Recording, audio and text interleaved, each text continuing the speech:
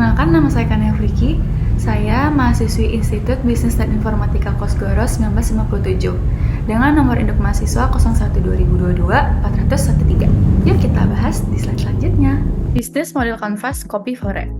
Kopi Fore, atau lebih tepatnya Fore Coffee, adalah merek kedai kopi Indonesia yang dikenal dengan kualitas kopi yang tinggi dan inovasi produk. Fore Coffee menawarkan berbagai jenis kopi, termasuk menu spesial seperti butterscotch sea salt latte, dan juga produk lengkapi seperti Fore Deli atau sandwich.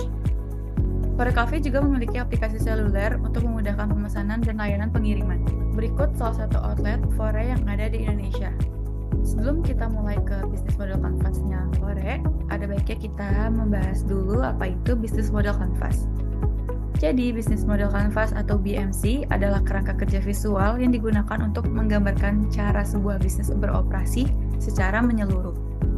BMC membantu kita memahami bagaimana sebuah bisnis menciptakan, mengantarkan, dan menghasilkan nilai dari produk atau layanan yang ditawarkan.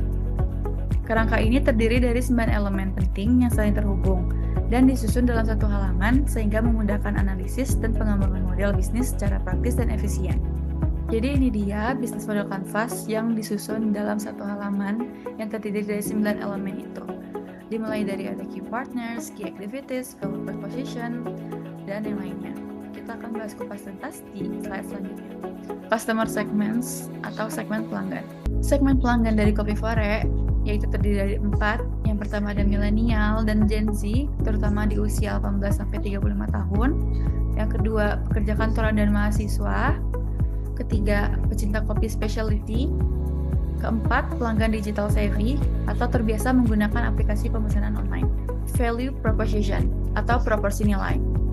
Jadi proporsi nilai dari Kopi Fore adalah kopi berkualitas tinggi dengan harga terjangkau, pemesanan kopi cepat via aplikasi, pengalaman digital, yaitu tanpa antri, pick up dan delivery.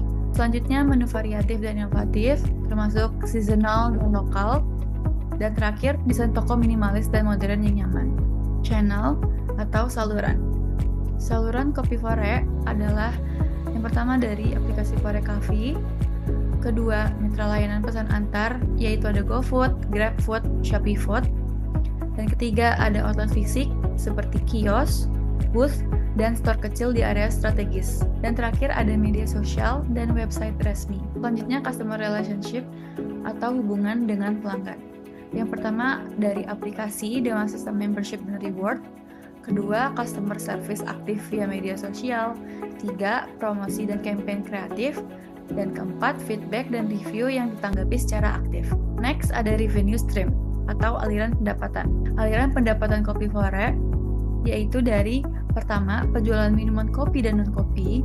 Kedua, penjualan makanan ringan dan roti. Ketiga, paket langganan kopi. Dan keempat, produk retail atau kopi kemasan, merchandise, dan lain-lain.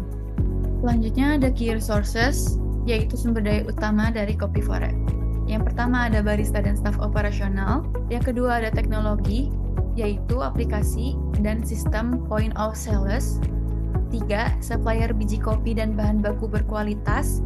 Dan keempat, brand dan komunitas pelanggan loyal. Lalu ada key activities, yaitu aktivitas utama dari Fore.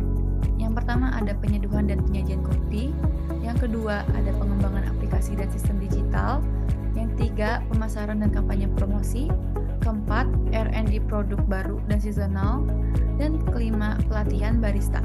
Selanjutnya key partnership, kemitraan utama Fore. Mitra yang pertama adalah mitra pengiriman, yaitu Gojek, Grab, ataupun ShopeeFood.